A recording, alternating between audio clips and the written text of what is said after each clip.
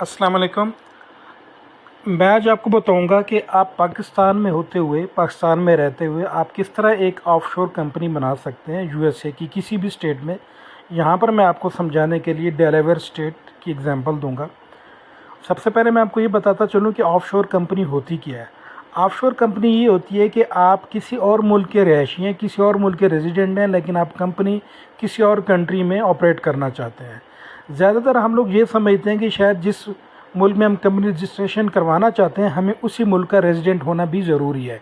For example Pakistan से होते हुए हम यूएसए में अपनी कंपनी रजिस्टर्ड कर सकते हैं एज एन ऑफशोर कंपनी, और हम इसको लीगली हम ऑपरेट कर सकते हैं पाकिस्तान में बैठे हुए। हमें कोई ज़रूरत नहीं है कि हम यूएसए विज़िट करें, हम वहाँ पर जाएं, वहाँ पर ये सारी फॉर्मेलिटीज़ पूरी करें। इसकी हमें कोई भी ज़रूरत नहीं है। हम पाकिस्तान में बैठे ही अपनी कंपनी रजिस्टर कर सकते हैं और अपना बिज़नेस कर सकते हैं। ज़्यादातर जो फ्रीलांसर्स हैं या जो अमेज़ॉन पे काम करना चाहते हैं, इसी तरह किसी भी पर्पज़ के लिए कोई भी बिज़नेस आप ग्लोबली करना चाहें तो आपको यूएसए का बैंक अकाउंट लाजमी चाहिए होता है। क्योंकि यूएसए के बैंक अकाउंट में एक तो आपका एक ट्रस्ट लेवल बिल्डअप हो जाता है, लोग आप पे ट्रस्ट करते हैं कि ये एक इंटरनेशनल कंपनी है। इसी तरह अगर आप पाकिस्तान में हैं तो अगर आपका यूएसए बैंक अकाउंट है, आपकी कंपनी यूएसए में रजिस्टर्ड है, तो आप पूरी दुनिया में कारोबार कर सकते हैं और जितने भी उसमें परसेंट बेनिफिट्स हैं वो तमाम आप अवेल कर सकते हैं। तो बहुत सारी कंपनियां जो हैं वो आपको शायद ये बताती होंगी कि आप या इंडिविजुअल से आप अगर रब्ता करें तो शायद आपको मिसगाइड ये करते हो कि आपका वहाँ पर जाना ज़रूरी है या वहाँ पर आपका होना ज़रूरी है। ऐसी कोई बात नहीं है। आप एक एजेंट जो है वो आप रख सकते हैं जो कि बहुत सस्ता पड़ जाता है। साल का $50 तक एक एजेंट फ़ीस लेता है जो आपके बिहाफ पे वहाँ पर जितनी भी लीगल फाइलिंग्स होती हैं वो करता है। वहाँ पे आईआरएस है, वहाँ पे उनको रिपोर्ट करना पड़ता है कि आप नॉन यूएस सिटीज़न हैं, आप यूएसए के नहीं हैं, आप नॉन रेजिडेंट हैं, लिहाजा आपको फेडरल इनकम टैक्स में आपको छूट मिल जाती है, आपको नहीं पे करना पड़ता। तो ये तमाम बेनिफिट्स हैं। और इसके अलावा आप ये कर सकते हैं, आप इंडिविजुअल कंपनी भी रजिस्टर कर सकते हैं और आप एज अ पार्टनर भी कंपनी रजिस्टर कर सकते हैं, ठीक है। और इसके अलावा आपको वहाँ पर कोई जो ऑफिस है उसकी भी कोई ज़रूरत नहीं है कि आप वहाँ पर लाजमी है कि आप कोई ऑफिस आपको बनाना पड़ेगा अपना बिज़नेस शो करने के लिए।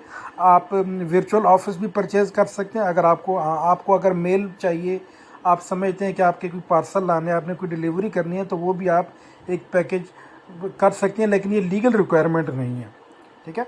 और इसके अलावा आपको एज ए जो नॉन यूएस रेजिडेंट को जो फेडरल इनकम टैक्स है आपको उसमें भी छूट मिल जाती है, क्योंकि फेडरल इनकम टैक्स जो यूएसए का होना ज़रूरी है। अगर आप वहीं पर हैं, वहाँ के सिटीज़न हैं, तो आपको तब फेडरल इनकम टैक्स देना पड़ता है जो वफाकी उनका टैक्स होता है, अदरवाइज़ आपको नहीं देना पड़ता।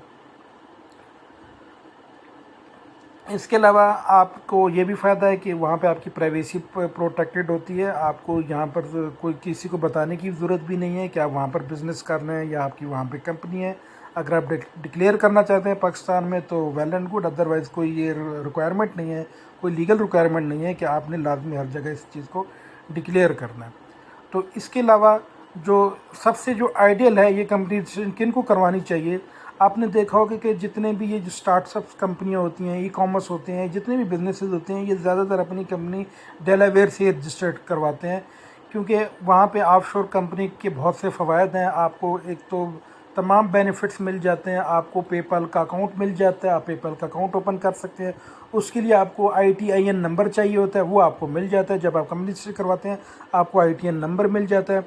इसके अलावा आप वहाँ पर आप Amazon fulfilment by Amazon FBA भी आप स्टार्ट कर सकते हैं। इसके अलावा आप as a entrepreneur, as a freelancer import export का बिज़नेस करना चाहें तो आपके लिए डेलावेयर USA एक बेहतरीन लोकेशन है जहाँ पे आप कंपनी रजिस्टर करवा के आप तमाम बेनिफिट ये हासिल कर सकते हैं और आप ग्लोबल अपना बिज़नेस बढ़ा सकते हैं और इनकम आप जनरेट कर सकते हैं। तो ये मैंने आपको बता दिया। नीचे दिए गए लिंक्स में मैं आपको इसकी तमाम डिटेल आपको मैं शेयर कर देता हूँ। आप उसको पढ़ें, एक बार स्टडी करें और ख़ुद आप मुवाजना करें कि आपको किस स्टेट में कंपनी रजिस्टर करवानी चाहिए। USA में काफ़ी स्टेट्स हैं, लेकिन जो आइडियल समझी जाती है वो डेलावेयर स्टेट है, वियामोंग है। ये 2 स्टेट्स हैं जो आइडियल समझी जाती हैं, जो नॉन रेजिडेंट के लिए आइडियल समझी जाती हैं।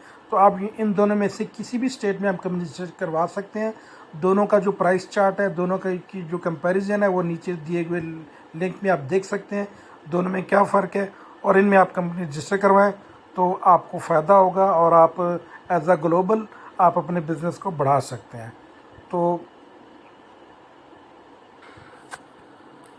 तो आप किस तरह कंपनी रजिस्टर करेंगे? सिंपल, आप अपना कॉर्पोरेट स्ट्रक्चर पहले डिसाइड करेंगे कि आपने एलएलसी रजिस्टर करवानी है, सी कॉर्प करवानी है, कॉर्पोरेशन करवानी है। ज़्यादातर आप अगर सिंगल इंडिविजुअल हैं तो आप एलएलसी कंपनी रजिस्टर करवाएंगे। फिर इसके बाद आप सेलेक्ट करेंगे कि किस स्टेट में आपने करनी है। तो जो स्टेट की जो फ़ीस है वो वेरी करती है, $89 $90 ये स्टेट की फ़ीस होती है जो एनुअल आपको पे करनी पड़ती है। इसके बाद आपको EIN नंबर मिलता है। EIN नंबर का ये फ़ायदा है कि ये EIN नंबर आप यूज़ करेंगे अपना बैंक अकाउंट ओपन करने में। किसी भी USA के बैंक में आप ये अकाउंट ओपन कर सकते हैं, और जब आपका ये अकाउंट ओपन है तो उसके बाद आप पेपाल अकाउंट, आप वाइज का अकाउंट और उनका जो क्रेडिट और डेबिट कार्ड है ये आपको मिल सकता है। इसी तरह फिर आपको एक एजेंट भी मिल जाता है जो आपके बिहाफ पे एनुअल फाइलिंग करता है। और नंबर 5, आपको US बैंक अकाउंट तो मिल ही जाता है। तो ये तमाम जो पैकेज हैं, आप ये समझें कि ये तकरीबन आपको $600 या $599 या $300 से स्टार्ट होता है। ये पैकेज डिपेंड करता है आप इसमें कौन कौन से फ़ीचर लेना चाहते हैं। और इसके अलावा फिर एक एनुअल फ़ीस होती है। एनुअल फ़ीस आपने तो कंपेयर करनी है कि आपको डेलावेयर सूट करेगा या वियामोंग आपको सूट करेगा। दोनों की एनुअल फ़ीस में फ़र्क है। तो ये चीज़ आप देखेंगे। उम्मीद है आपको समझ आ गई होगी और आप अपनी कंपनी रजिस्टर करवाने के लिए आपका माइंड क्लियर हो चुका होगा कि आपको कहाँ पे कंपनी रजिस्टर करवानी चाहिए।